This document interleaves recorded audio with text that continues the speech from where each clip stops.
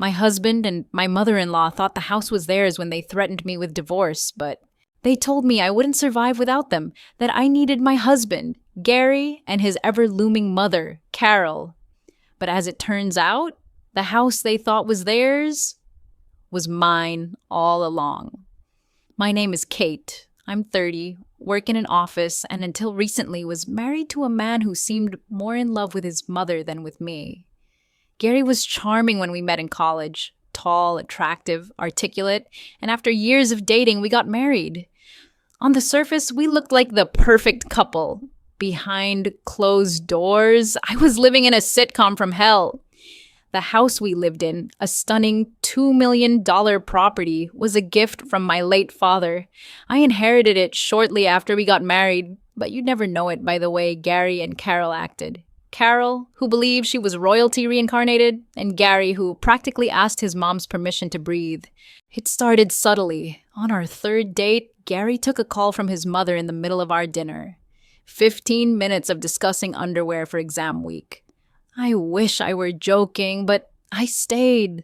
Love makes you foolish. That foolishness led me to say yes when he proposed with a ring his mom helped pick out. Wedding planning was a circus. Carol insisted on approving every detail, from napkin color to the flavor of our cake. She wore white to the wedding. White. When I pointed it out, Gary shrugged and said, "She says it's more of an off-white." After the wedding, we moved into my house. Emphasis on my, but Carol acted like she owned it. She chose the curtains. She critiqued the wall paint. She dropped by constantly, giving me advice on how to be a real woman. Gary never defended me. If Carol said jump, he'd ask how high. When I got pregnant, things got worse. Every bite of food I ate was judged. "You're drinking coffee? I never drank that when I was pregnant with Gary." Labor was the final straw. Gary called his mom before the hospital. She showed up in the delivery room. Yes, in the delivery room. I thought motherhood would bring us closer. It didn't. Carol began telling me how to feed, dress, and hold my baby. Gary let her. He was always too tired or not sure when I asked for support. So, I made a decision. I changed jobs to be home more for my daughter. Less money, more time. Carol disapproved. "How will Gary maintain his lifestyle?" she asked, as if Gary's lifestyle was anything more than PlayStation and mommy-approved meatloaf. Then Gary dropped the bomb. "What if my mom moved in with us?"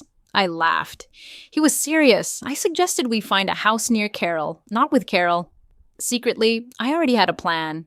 See, the house we lived in, Gary thought we were renting it. He didn't know I owned it. He didn't know it was in my name. I played along, saying I'd look for a new place. In reality, I proposed my inherited house under the guise of finding a great deal. Carol and Gary approved. Of course they did. It was a mansion, spacious, elegant, perfect. Carol started coming over more, first weekly, then daily, then uninvited. I came home one day to find she'd painted my living room, without asking. My daughter held up a frilly, hideous dress and beamed, "Look what Grandma got me!" And in that moment, I snapped. Everything came out. The resentment, the exhaustion, the feeling of being a guest in my own life. Gary walked in mid-tirade and naturally sided with Carol. He told me I was tearing the family apart, that I was selfish.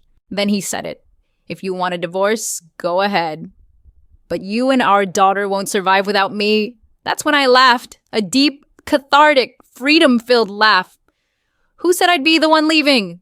Gary blinked. Carol gasped, and I dropped the truth. The house was mine, bought outright with my inheritance. Every repair, every tax, every light bulb replaced. On my dime.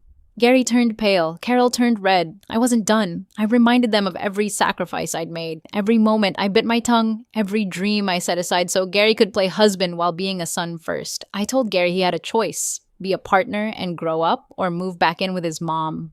Carol sobbed. Gary stammered. He said he had rights. I called my lawyer.